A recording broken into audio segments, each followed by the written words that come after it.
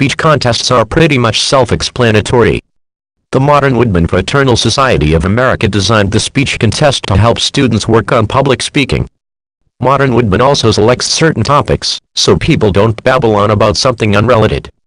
For example, the topic in 2013 was a person that is overcome, meaning we had to talk about someone that has some sort of disability, such as being deaf or blind.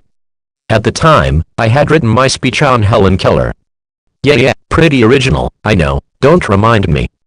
In 2014, the topic was on bad habits, such as smoking, and bad sleep schedules. The year after that, we had to talk about a historical landmark. The landmark that I had chosen, if I'm not mistaken, was MetLife Stadium. Although speech contests are beneficial, I don't understand the way the schools treat it. Surely it is supposed to help people with something that they'll need in the future, but I don't see why most schools take it so seriously and force students to take part into this. What if one of the students is afraid of public speaking? Is the teacher just going to say, well, you better get over your fear before you present your speech to everyone, just like that? It's not that easy to get over a fear in just the blink of an eye.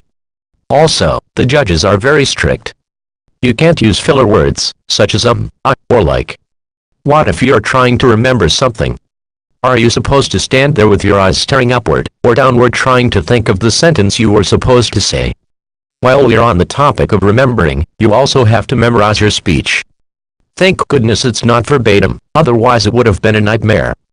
However, the school you're at can and may allow you to use notes on a note card, rather than read your speech. If you have a bad memory, then I have a pretty good feeling that the speech contest isn't for you. If you have a good to excellent memory, then I wish you luck if you have to participate in this contest. You're gonna need it. Not only are you going to have to remember your speech and prevent the use of filler words, but you also have to use hand gestures and maintain eye contact. Okay, the eye contact I understand. If you're looking at the ground or into space while talking to someone, the other person won't know if you were talking to them. We've all had to learn this once we were starting to speak, which was roughly when we were between 1 and 3 years old.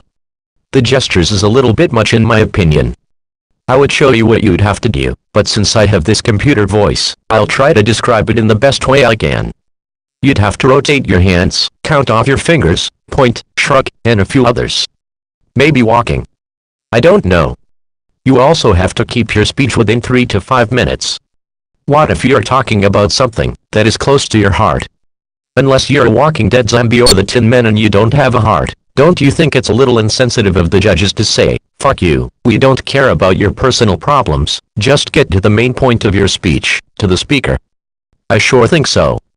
I had to make more personal connections in my speeches than I've had to do some projects that are actually fun. And do the judges have anywhere special to go after said speeches are finished? Because they sure can sit patiently through 6 or 7 other speeches that run at least 3 to 5 minutes. Either that or they shove their hand down their throat and get a visit from Mr. Pukey. The judges are also looking for a lot of enunciation. What this means is you have to pronounce each word clearly.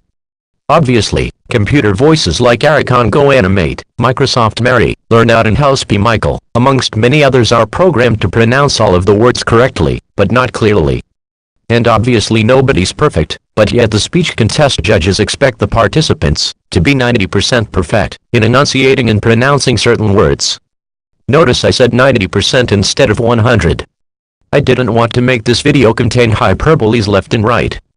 You're also not allowed to use props, visuals, or costumes. Obviously this is a little understandable. It's a speech contest, not a show and tell project. But let's say, if one of the audience members is deaf, and they can't understand what the speaker is saying. I'll admit it, I'm not really good at sign language. The only things I know are the letters in the alphabet, and a fake sign language that my friends and I made up in 1st grade. Memories. Getting back on topic, I personally think that, based on the points I just made, schools should make the speech contest an extra credit option instead of a marking period long project that you can't back out of. Surely if you win, it's a great feeling of accomplishment. Don't get me wrong, I remember winning the classroom contest in 2013, which was when I was in 7th grade. Although I would have liked it at the time, if I made it to the Level 2 contest, which is county-wide, I'm starting to think that maybe not winning the local school contest was for the best. I'm not saying that level 1 was difficult, but rather that every time you win, you just get more and more stressed. I'm sure you could call the speech contest an option, but it isn't the option in the way that I see it. The teachers would say, you can opt out of the speech contest, but you will lose a lot of points. So that's my view on the speech contest, and why I think it should be optional as extra credit, rather than a mandatory and class-independent project.